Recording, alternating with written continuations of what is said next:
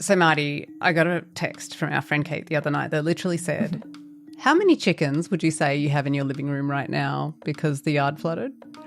Which was Kate's very cute way of saying, I've got chickens in my living room. 3 chickens. 3 chickens, 2 cats. And a kid. Yeah, it was a complicated evening. And just that one text led us into a really interesting conversation about the way our culture teaches us to avoid the things that make life rich and full, and it substitutes for them hollow, pixelated abstractions. So, yes, touch is the thing we avoid, and time is the thing we fear. And we went into a deep discussion about it. Yeah, I think we pretty much solved the meaning of life. So, hope you enjoy it, everyone. See you on the other side. Hi, I'm Martha Beck. And I'm Rowan Mangan, and we're already laughing here on Bewildered, the podcast for people trying to figure it out. Trying to figure it out, damn it. Yeah. Today on Bewildered, we're very lucky to be welcoming Martha Beck to the show. What? Barely there, Martha Beck. What are you trying to figure out, Ro? Just tell us. Just cough it up. All right. Here's what I'm trying to figure out. You know how... All right, children. Okay, first of all, I know just how children. I don't really need to say more, but I will. So we're at one of those funny phases with our daughter where, like, you know how development isn't like linear, so they're like trying to fill in like a color by numbers painting of the world, but they get unexpected things early while they're still missing the other things. It's delightful. It's the way I am in Spanish. It's so delightful. I love it how in your Duolingo we got the AI version, so you get to have conversations with a cartoon character, and Marty has been telling her about the transformation of human consciousness. She comes in and asks me, what do you do for work? And I say, I am attempting to embody the transformation of human consciousness, which I have to look up in Google Translate to even know. And then I read it off, and she's like, oh, that's very ambitious. And I say, well, tell me about it. I've been working on it for 50 years. Anyway, one day I will be able to say it fluently from my mother wit. But tell us about our daughter, who is so much better at English than I am at Spanish. She, we took her away to a different part. We took her away to a farm upstate. We literally did. Except it was a hotel room upstate. And we were there. She's scared to shower. So I showed her that in this particular shower, there was one of those ones where you could hold it yourself. And I thought, she likes control. She likes power. This is going to go great. In you go. Like her mommy. Probably about 15 seconds later, the bathroom was flooded like a good couple of inches. And I was screaming and yelling, and I attest to this. I was in a different hotel room, and it was completely obvious what was happening. And Lila, the bathroom, why? Fast forward to 10 minutes later, she never actually got wet, by the way, during her shower. No. And while she was aiming the shower head outside the shower into the bathroom general, she was literally shouting, I can't help myself. Also like her mother. Aww, yeah. Anyway, about 10 minutes later, I'm saying, no, you can't get on the toilet right now, because before you do, I'm going to wipe the toilet seat. Which was covered with water. And she looked at me and said, because of the incident? And I was like, it yes. Just become an incident. Yes, Lila, like, the incident that happened 10 minutes ago where you poured shower water all over this bathroom that I've subsequently been cleaning. Yes, because of that incident. Like it's a fucking, it's like it's got its own like FBI file, you know, that's like been, what do you call it? Like when they censor the it. X-Files, in fact. And they only leave like 2 words and it's all been crossed out. The incident. Redacted. Once I asked her what she was hiding behind her back, and she said, items. We were in the car a few weeks ago, and we'd been listening to a song called Blank Space by a little artist that I personally think is going to make quite a splash in the years to come. A little known singer called Taylor Swift, who has an obscure number called Blank Space. And we sang it and we sang it and we sang it. And then Lila said thoughtfully in this, silence after the song, speaking of blank spaces, what is one? And it reminded me a lot of a friend's daughter at dinner once, and she was like 17 at the time, and we were talking about those things that you stand on and lean forward, and they drive forward. They've got buses. Wheels. You step up onto it, you lean forward, and we were talking about those. You mean like a Segway? And she said, speaking of Segways. Uh-huh. Which is a Segway. What is one? No, it's a Segway. The speaking of is a Segway. Oh. She meta segued. She segued the Segway. Wow. Hang on a second. Hang on. Yeah. You got to go metabolize deep. This. Mm-hmm. Yeah, that is deep, man. Yeah. That is deep. Was she on something? Anyway, Lila told me not to forget to comb my mustache, Missy. That's when right. she left this morning. Don't forget to comb your mustache, Missy. And Which is a problem we talk about behind Rose's back a lot, but she just said it right to her face. like, how hard is it to comb a mustache? It's like, so yours. Yeah. Marty, for God's sake, what are you trying to figure out other than how to make me comb my mustache? Mine's not as good, but it is something I literally was trying to figure out. Literally true. So, spent a long time in South Africa this year. Had an absolutely fantastic time at Londolozi, our favorite game preserve. And I was sleeping in a thatched cottage, and there was a day bed outside. And every day I would obviously you have to sleep with the doors closed so that leopards, lions, get eaten, whatever, do not come in. Hyenas or whatever. But the first thing in the morning, I would go out and I would want to sit on the daybed and do my meditation and whatnot. But there was clutter. And I do not mean this in the human sense. It was non-human clutter. Yeah, it was non-human clutter. It had a weirdly human clutter vibe. Like it really looked like someone had been binge watching a TV series and eating snacks and taking their socks off. It had that kind of, I've been here a while and having a good time. But when I examined it closely, it consisted sometimes of moth wings, but always, every single day, of scorpion claws. Huh. Yes. Interesting. And a few tails thrown in as well, but mostly the claws. Were the tails also scorpion-y? Yeah, the tails are long and I just didn't know if poisonous. it was from a different animal or the same animal. Same. Got it. Yeah. Okay. And it's weird because, we kill lobsters, which are kind of the same shape as a scorpion, and then we eat just the claws. But whatever was eating the scorpions was not eating the claws. Do we not eat the whole body of a lobster?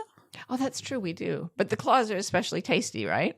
I don't have no Well, idea. I guess the claws of a scorpion are not tasty at all because they were always remaindered. They were always just lying there. Like every single day, there's a little pile of scorpion claws. And of course, then people would clean it off every day because the place is immaculate. But I was very much fascinated by it. And there were bats directly above it. In fact, at first I thought they were bat droppings, but they looked too much like somebody had been too much like scorpion pieces. Too much like scorpion claws. Yeah, in the end. To be batshit. So I went on a big detective binge. I was going to solve this mystery, and it was literally something I had to figure out. And you had gone home already. I was staying to wait for some people who were coming after we finished our retreats down there. So I had this time of just being in the cottage with the scorpion claws, and I became obsessed with the mystery of the serial killer of scorpions. And it was really fun. I looked up every animal that could possibly be eating. Oh, so it wasn't the bats. I thought the bats, but then I thought, wait, they don't have how are they going to hold a scorpion so as to take off its claws and munch it?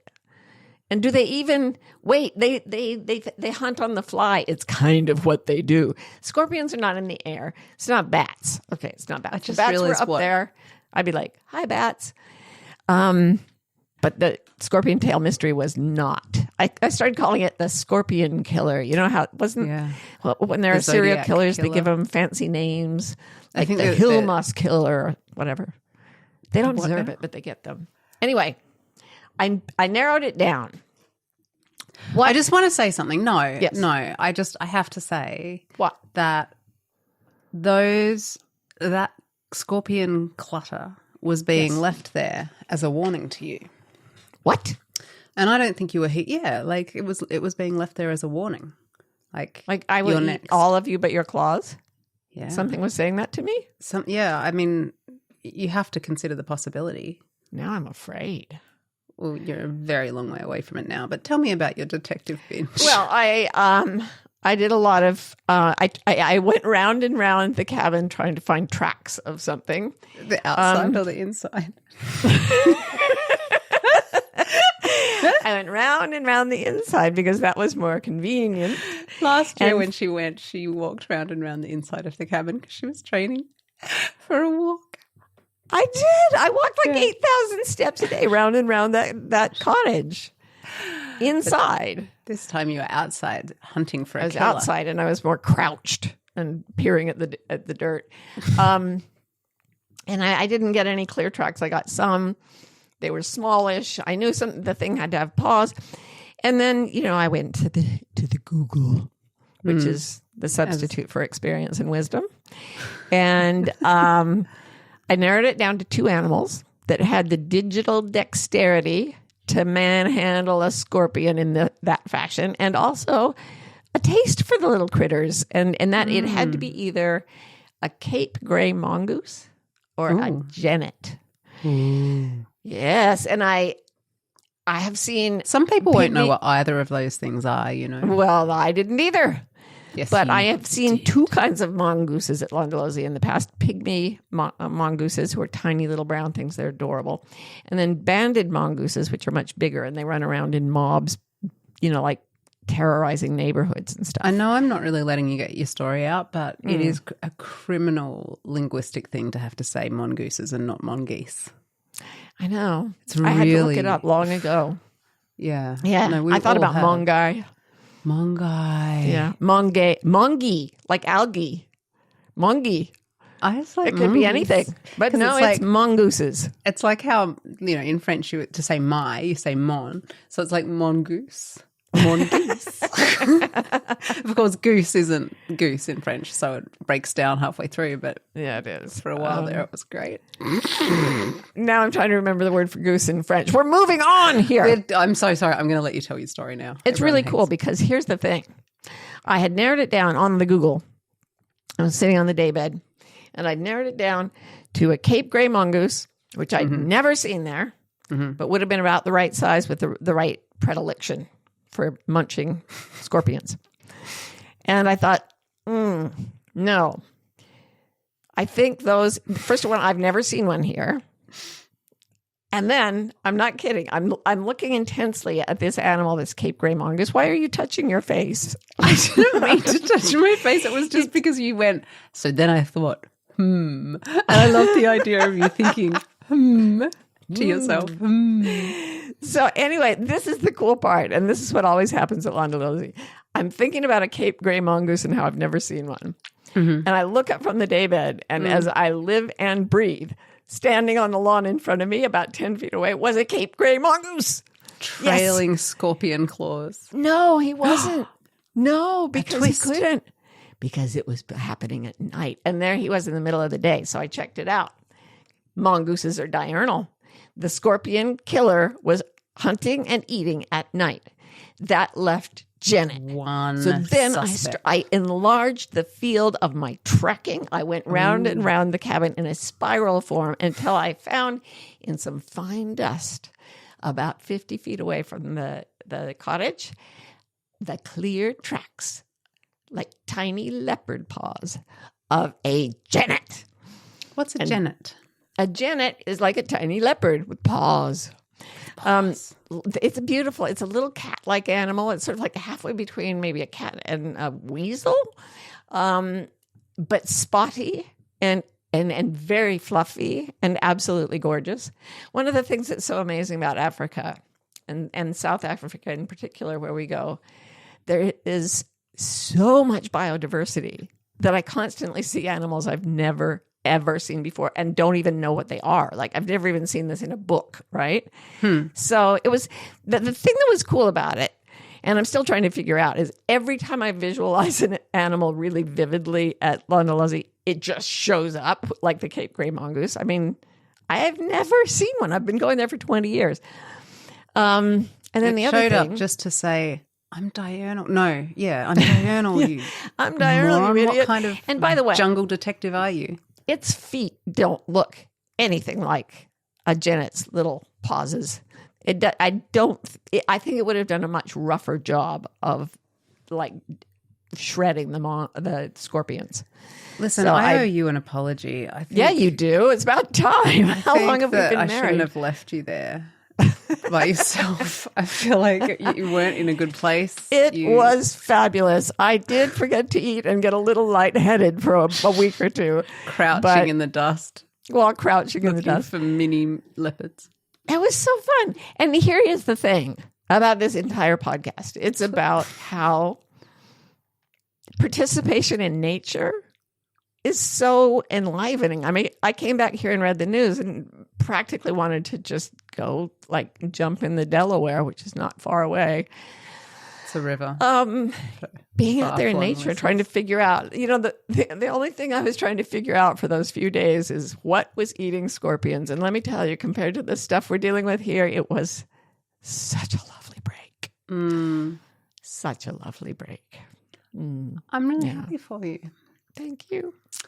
Someday I will learn to touch you like a genet. And I'm trying to figure out now whether I will be the genet touching you or I will touch you the way I would touch a genet. Either way, you're going to love it. What's going on right now? Don't worry, we're in separate rooms. Relax. Oh my God. It's an interesting way to, speaking of segues, to bring us into today's topic. Hi there. I'm Ro, and I'll be your podcaster for today. Do you know how to tip your podcaster? It's actually pretty easy. You can rate our pod with lots of stars, all your stars. You can review it with your best superlatives. You can even subscribe or follow Bewildered so you'll never miss an episode. Then, of course, if you're ready to go all in, our paid online community is called Wilder, a sanctuary for the bewildered. And I can honestly say it's one of the few true sanctuaries online. You can go to wildercommunity.com to check it out. Rate, review, subscribe, join, and you all have a great day now. We have a story. The most exciting thing that's happened to us here in Pennsylvania for a very long time, which will show you how exciting our lives here in Pennsylvania really are. Tell them what happened. Our friend Kate got chickens. She got chickens! She got chickens, and she got 3 serious chickens. They're alive. She's wanted them for many years, and she finally got them. And 3 chickens. 3 little chickens, and we get photos of the chickens. We haven't been to meet the chickens yet because they need to. They're not used to their new home yet. So there's like them for 4 days. There's like an adjustment period for the chickens. But I did get a very delightful text from Kate last night after a rainstorm that says, "How many chickens would you say you have in your living room right now because the yard flooded?" And I just love that there's no non-chicken related content coming from our friend Kate anymore. Right. All the content is chicken related. And that's great because for a long time it was just devastating political news. Right. And then it's just, I got chickens. And suddenly, like, you're back into something that feels nourishing to the soul. And I started thinking about what a kind of miracle it is that we're all very worried about eggs, the price of eggs, the diseases of eggs, the way they keep chickens that's horrible and inhumane to get us all the eggs. And I thought, here she has these chickens. And she said if she'd bought them as new chicks, they could have been like $5 a piece. So you spend $15 to get 3 chickens. Then she said she spent like $20 on a 50-pound bag of feed. And eggs. If you feed them, they give you eggs. They give you eggs. Well, just eggs. Let's just be super clear here, because I don't want to. They will lay eggs and she will steal them. Oh, that's true. That's true. Okay, so there is still some exploitation, but we can. Do you want to tell them what you said to me when we were talking about this?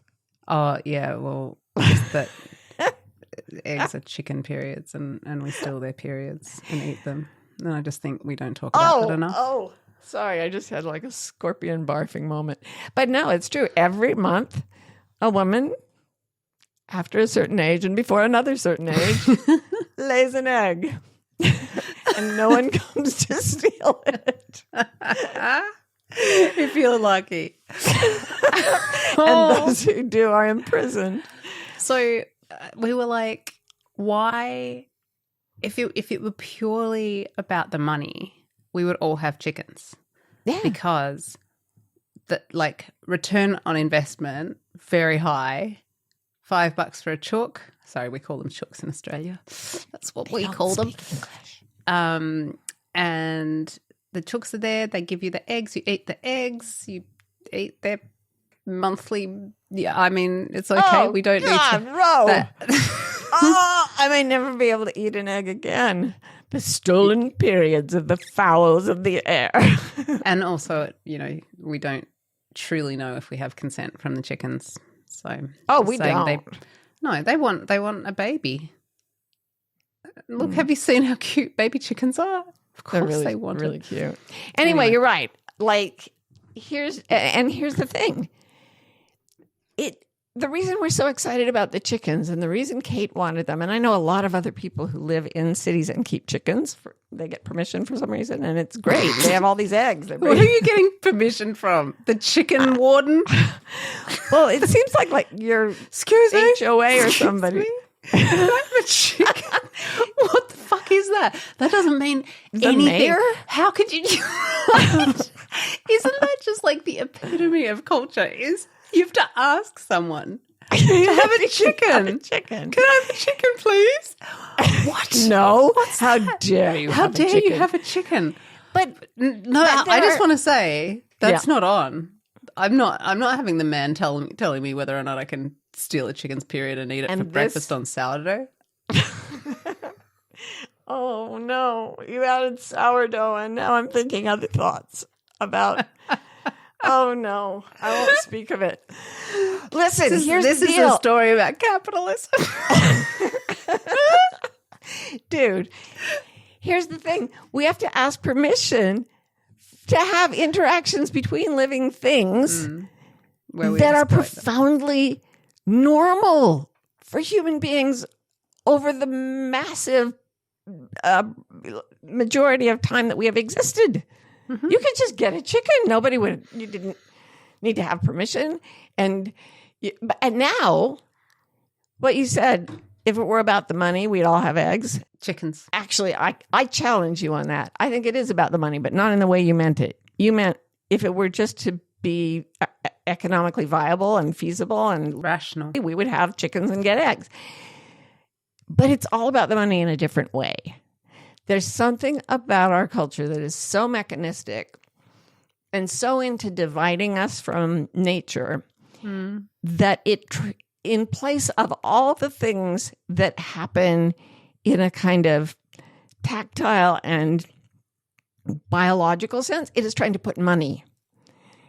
I remember as a young mom at a little place called Harvard. Don't know if I mentioned it. Drink. I started popping out pups there in 1986. And someone fertilized those eggs. I threw my first calf at 26. And that was I was 23. It was 1986. And there weren't a lot of people having babies around the place. And I didn't. You know how the 80s were. I just didn't meet a lot of women at Harvard who were having babies at that time. I don't know what it's like now. Anyway, they won't let me back anymore. I keep saying it on podcasts. But here were all these things. I had to take my little kid to a daycare and pay for that. And then I had to make sure that I was paying for formula when my body was busily producing exactly what it needed, but I couldn't always be there to nurse the baby. So this was like the pumping closet in the office. That's a whole thing. We should do a whole thing on, just breast milk. Nobody wants to talk about it. You can buy cheese from human breast milk. Did you know that? Oh my God. It wasn't bad enough with the eggs and the periods. We need to embrace fertility in all its forms. And you need to be a little bit less squeamish.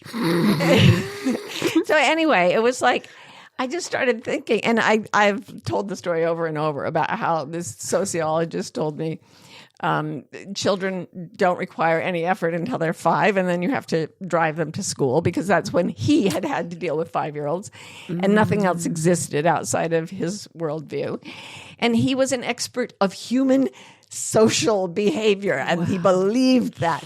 But what it boiled down to was, if I didn't have enough money to buy someone to clean the apartment and someone to take care of the kid and someone to formulate breast milk and do all these things so that I could live in this highly artificialized society, if I didn't have money, I couldn't have the things that human beings always just had during most of our evolution.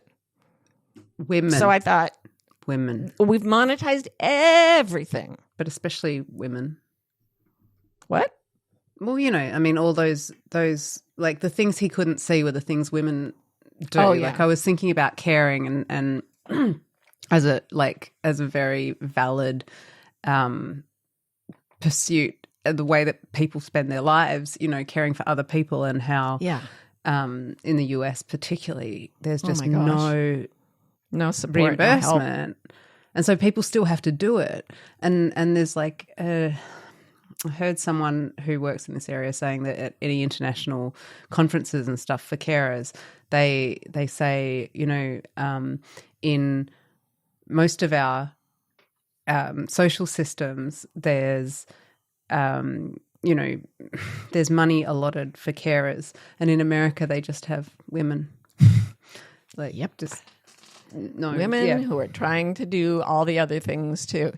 And I mean, everything is being removed from basic contact with other biological systems and going through monetized, professionalized, mechanized things, advice giving.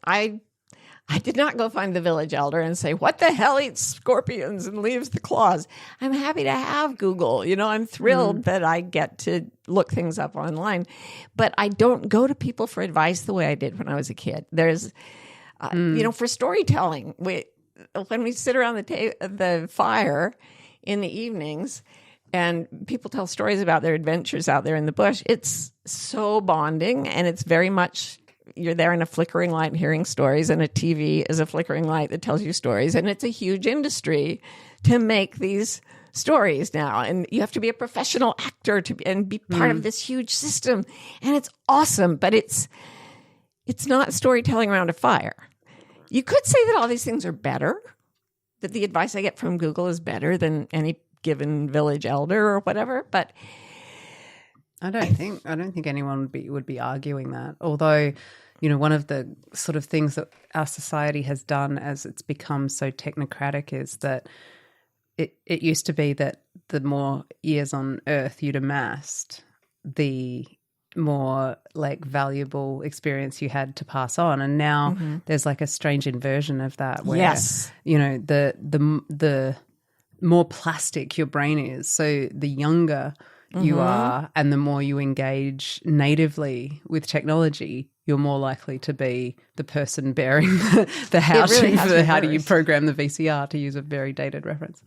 Yeah, you just gave us a perfect example of what it means to age out of technology. Yes. Yeah. Yeah. But it's like, it's interesting, isn't it? Because like we will say it takes a village. You know, it's one of those things that is just constantly said to you when you have a small kid, usually as a way of demonstrating that we don't have enough help. Yeah. Please help me. Please help me. It takes a village. Yeah. Like, anyway. Well, but you know, like it takes a village is not just about raising a child. It's about every aspect of our life. Yeah. It actually should take a village and a lot fewer professional roles. Yeah. Yeah. So I actually, thinking about this, all because Kate got chickens. Yeah. It struck me that we're so divorced from so much of what we evolved to do that there's almost an existential crisis happening where our biology expects us to touch the world, to touch the things that make life worth living, to hug each other more, to go out looking and seeing what the footprints in the earth are actually telling us. Put hands in soil, put seeds in soil, pull food from soil. Eat yes.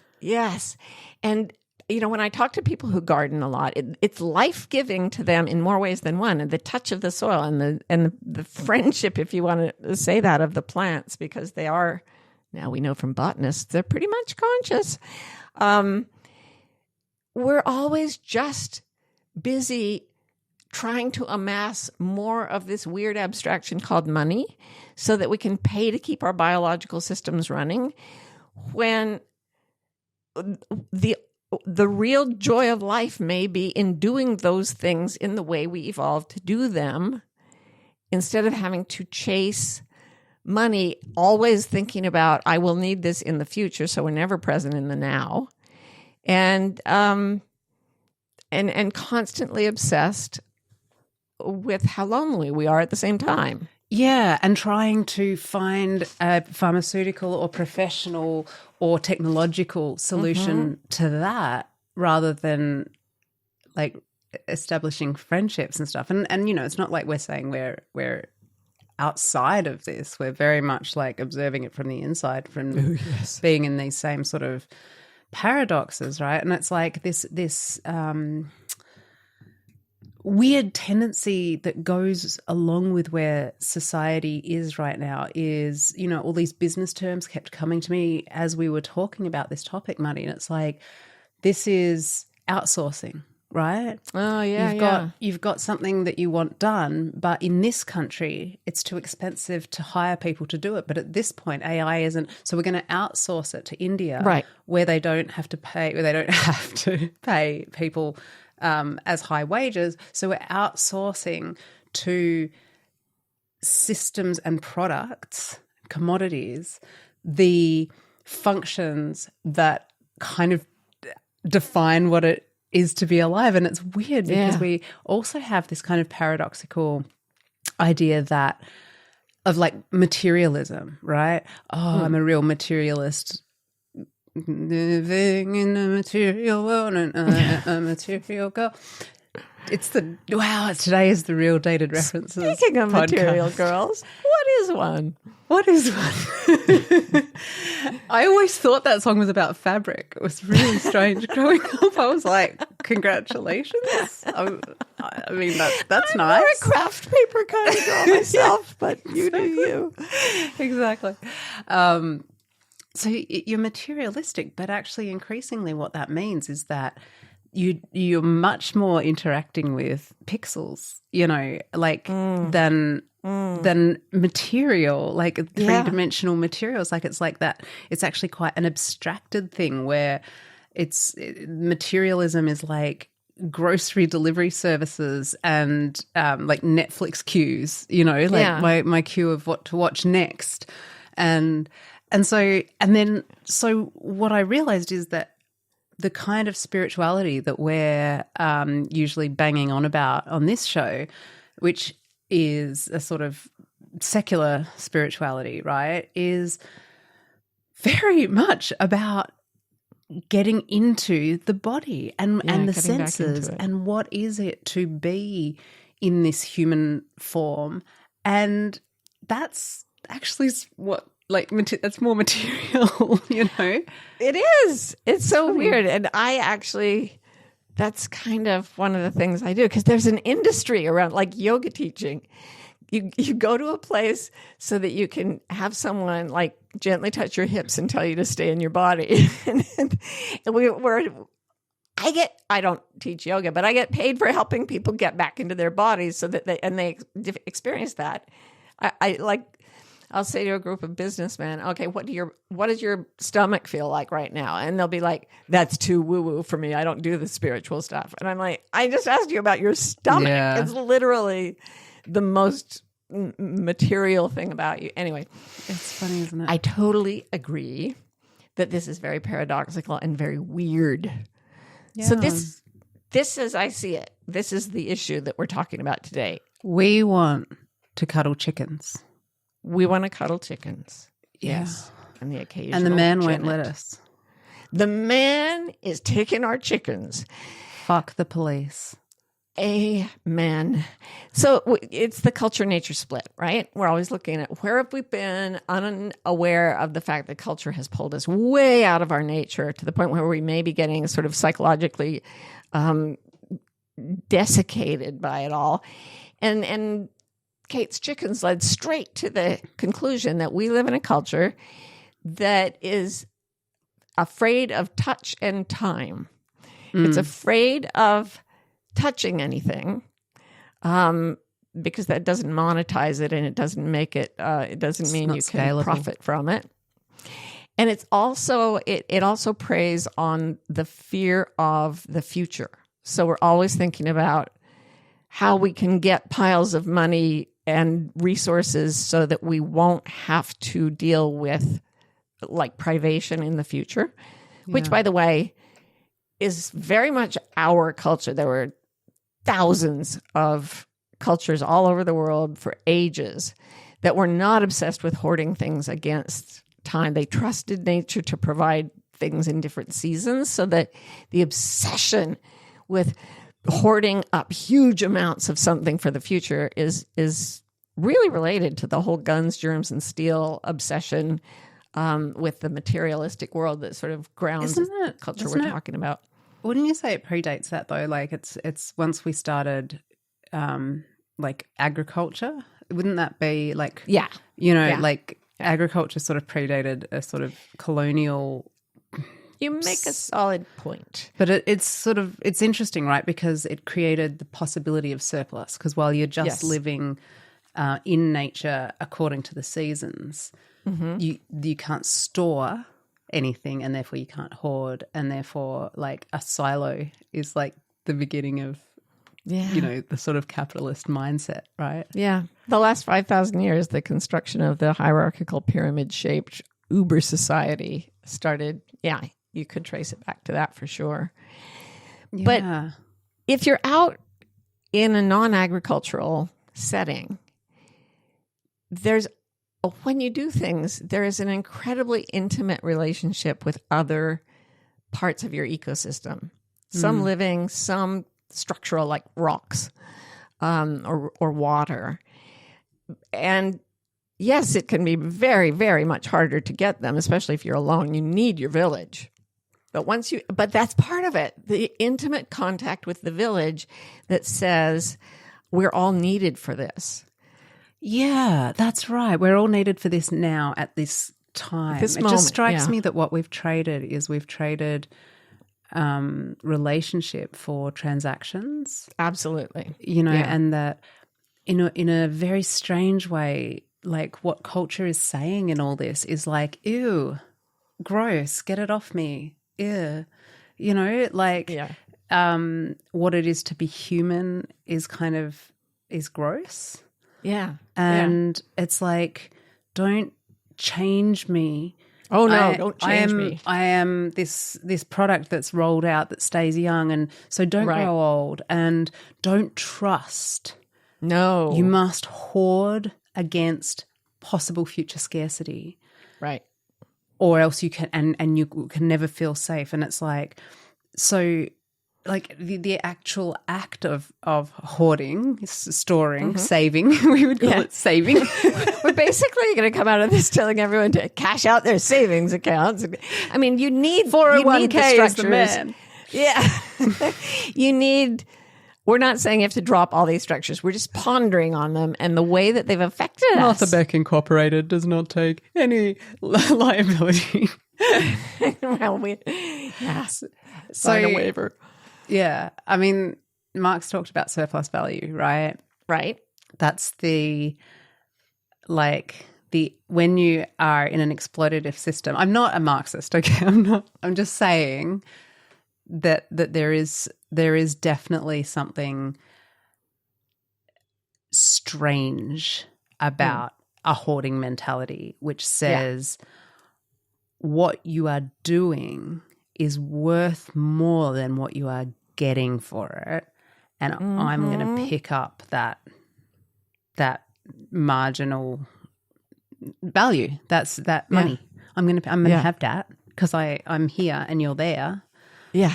And it feeds the pyramid of power and it reinforces the structure of the oppression of the many by the few. So yeah, we are the great money hoarding culture in the history of the world, even more than anything that went before. And the effect of that is that it kills our sense of abundance.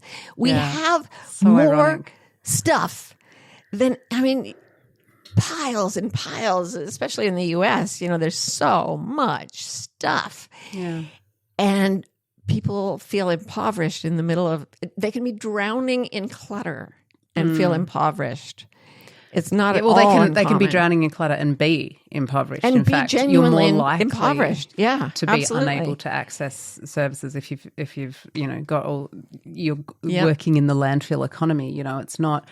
But what's odd is even not the clutter. I think even stranger is the way that we love the metaphor for the value, which is what money is, right? Like the pixels in the bank account or whatever. That's what we're hoarding. It's not anything. It's not even cash anymore. And so this weird metaphor for trade or for value or for this exchange of abundance that used to happen in the now in relationship now happens in a potential future in pixels, in transactions.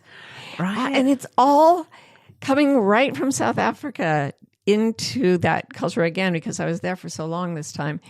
It struck me that what we're hoarding is a lack of a value system that includes something in South Africa they call Ubuntu, which simply means that, not simply, it's actually a really deep and multi-layered term, but it in its barest essentials, it means I exist because we exist, that I am in relation to you, that I do not consider myself something separate from you or from anything.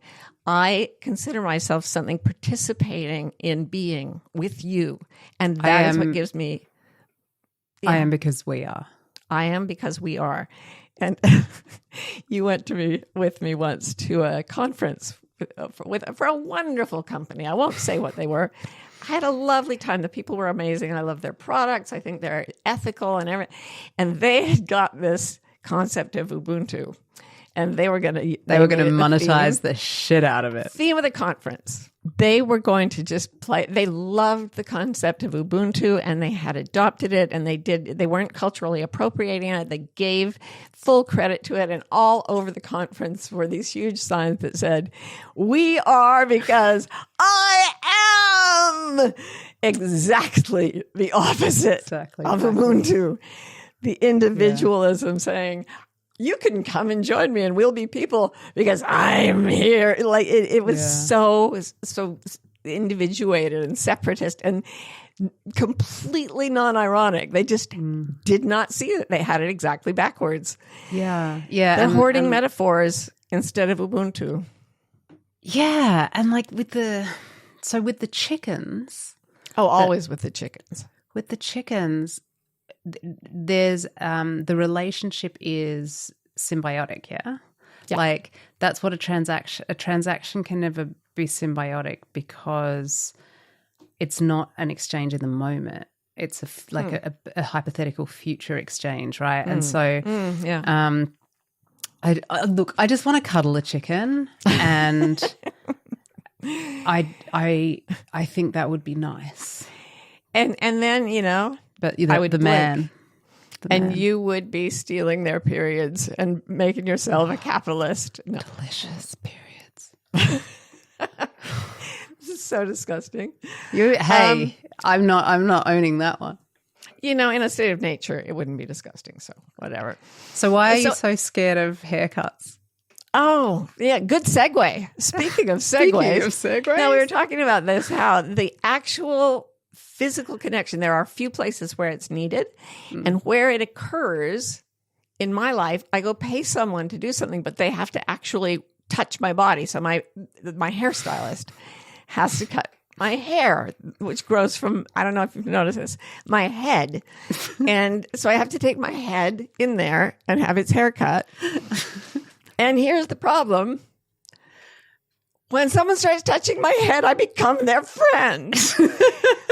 I went for 20 years cutting my own hair with a tiny pair of sewing kit scissors. Oh my God, this is literally And I didn't realize the back of my head was completely covered with cowlicks and that it wasn't working. It's not working. At all. It was a real surprise the first time I met the great Martha Beck. Saw the back of her head. These little scissors, like literally they're not even scissors. They're not even sharp. You basically have to just push on the hand until it breaks. So another way of characterizing. I could not get my haircut without making friends with my hairstylist, and that maintains to this day. David, I love you. Here, So another title for this episode of Bewildered could be Two Autistic Women Blaming Capitalism for Their Social Anxiety, right? That would be a good alternate title, actually. Yeah. So Excellent. so what the business term that comes to me now as we discuss this is like, literally, we're talking about touch and time. Mm-hmm. And I've never even thought about the fact that we call high touch products that aren't scalable, right? So we do retreats, right? People fly to in-person retreats. In-person retreats. It's like kind of funny, isn't it? Because the notion of retreating to me would involve no other humans. No other people at all. Yeah. So it's not a very who retreat successful. to be in a clump. Yeah, it's more of a gathering. Two autistic women trying to figure it out. And so where the question is by the culture is, how do we scale it? How do we mass produce it? How do we replicate it for no extra labor via pixels? Yeah. What ends up having value to us? It's like it proves the rule is the high touch stuff which involves us, you sitting together, sharing a moment, and sometimes touching each other's bottoms, sometimes touching each other, but not like that, not in a bad way. I wrote down earlier, we are professionalizing every situation where one person's body touches another person's body. And then immediately I was like, I can't say that on a podcast. It sounds way too sexual. Sex workers should unionize is what we're trying to say. There you go. That's a whole nother podcast. But even the fact that I have to, when I say one person's body touches another person's body, it is immediately sexualized. Mm-hmm. That shows how much the culture has moved away from the concept of touch as something that is natural, necessary, and multi-form. It takes many, many forms. Another thing we had in our notes for this episode was the note, a different kind of grooming. You weren't going to go there, babe. But it's true, because like social primates, did you, when you were like a kid, did girls play with each other's hair? Like that was a really big thing. Like, oh my gosh, my oldest sister had this beautiful hair, and one of my biggest privileges was to go in while she read and gently brush her hair. I had no idea that it was pleasurable for her. I just loved it. And you were being exploited. I was, seriously. I should actually. But that's relationship, not transaction, right? It's actually, there you go. You were getting something. And it was, as a little kid, my natural, I'm a social primate, you know? I cuddled. I wanted to be cuddled. I wanted to comb my sister's hair. And I remember once I was sitting with one of my sisters out on our front lawn, and we were sitting close together, and she put her arm around me and hugged me. And some people driving by in a car screamed, "Lesbians!" We were like 5 and 9. It's true, though. I mean, they were very perspicacious. Exactly. I am, in fact, a lesbian. She is not. Different, sister. Anyway, all I'm saying is that any kind of touch is sexualized, even pathologized, right? Yeah. And it kills connection. Yeah. The fear of touch kills connection, and the fear of time kills the genuine abundance. Yeah, because real abundance exists in time. Well, in the moment. So if you think of time as this flow where you're always thinking, oh, what's going to happen next? What's going to happen next? And you're afraid of time because of the future. You're always afraid of the future. Never of the present moment. Even if something's chasing you, you're afraid of the moment it catches you. I've studied this at length. So abundance is in now. Yeah. It's not in a left hemisphere dominated abstract sense of future, which is the kind of time we fear.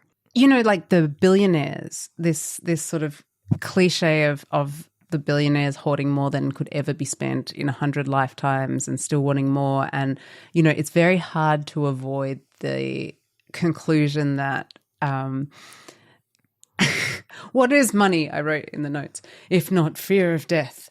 You know, like it's like the final frontier is like mortality. And I started thinking about like cryogenics, right? Like that's what rich white men do. Well, you were talking about Walt Disney, right? Yeah. The first thing that happened when he got super rich. But the very first thing he tried to do was become immortal.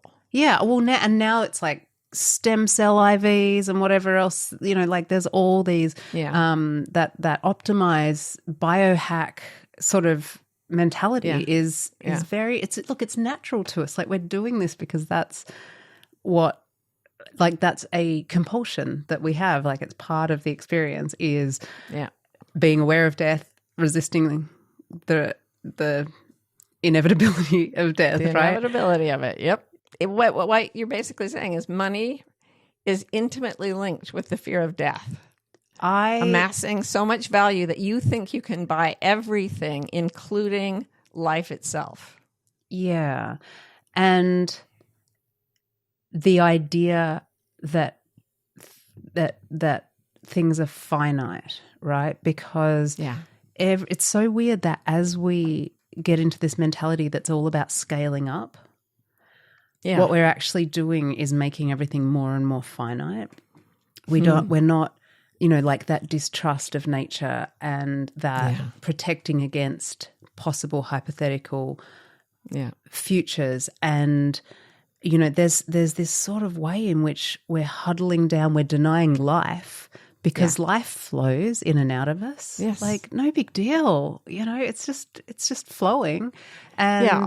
And but like, no, I Walt Disney need to be the exception to nature. It is really strange, and it doesn't happen in other animals to the same extent. And the irony is that by being obsessed with keeping life longer, we lose life because life always happens now and only now. So how do we come to our senses? This is a big cultural cluster of weirdness, and we all are breathing it in with every breath we take from infancy onward. How do we come not to consensus, which is culture, but back to our senses, which is nature? And we'll tell you this after a quick ad break to line our bank accounts.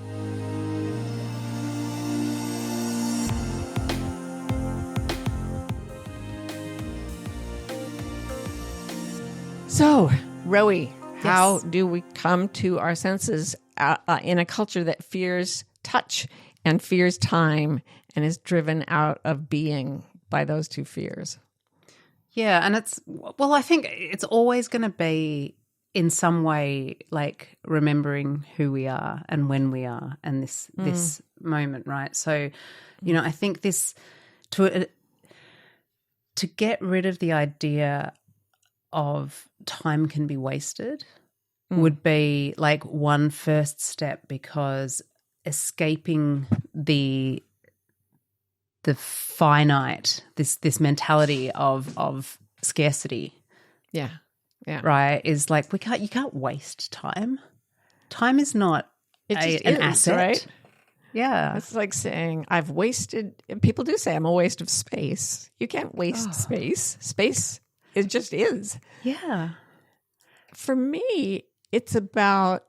It has always, and this will sound weird and grim because this is the way our culture makes it sound, because we're so terrified of death. But to make a friend of death is the way I kind of get my bearings. Because, for example, right now we're packing up the house. We just got back from a trip, and my bedroom is kind of a mess.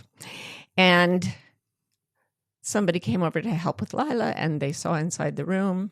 And I thought, I should have cleaned it up or paid someone to clean it up, right? Always pay someone. And then I say to myself, okay, we're all going to die.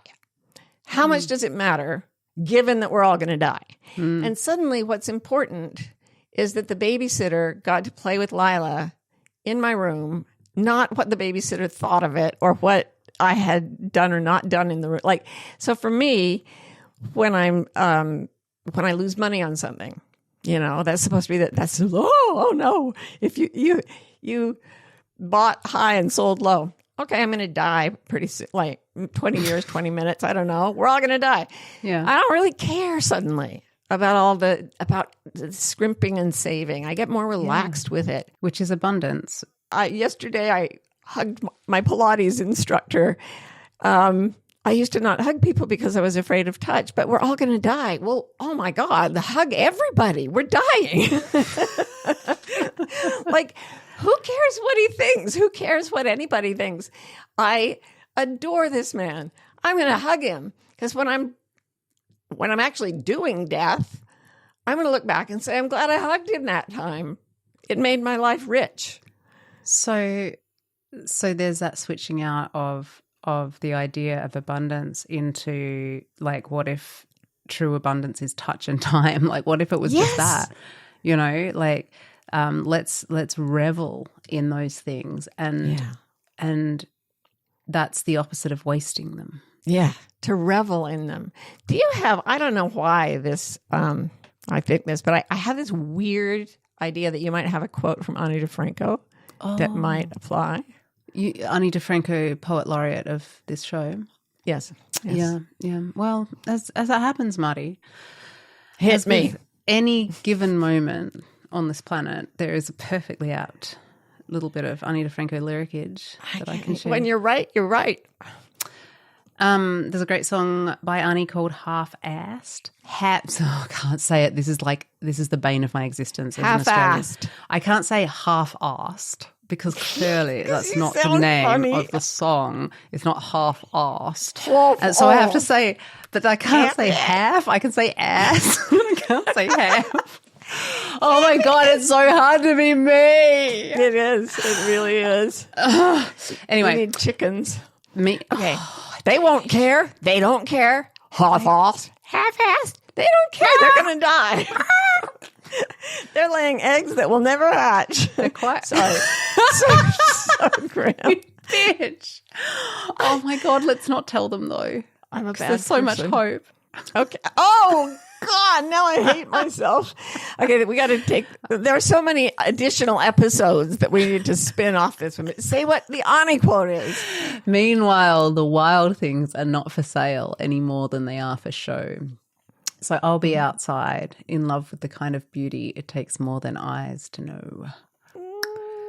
Outside in love with the kind of beauty it takes more than eyes to know. The kind of beauty that we can touch and we can lie down in and we can swim in and grow things and feed things and take the chickens into the living room because the yard is flooded. Like this touching life and not thinking forward into the future as much as we think about what we're doing now. Yeah. They're kind of like gateway drugs to a state of connection to all things and a state of presence, which takes us into the state they call flow, but not as something moving in time, but something so present that life becomes rich. Mm-hmm.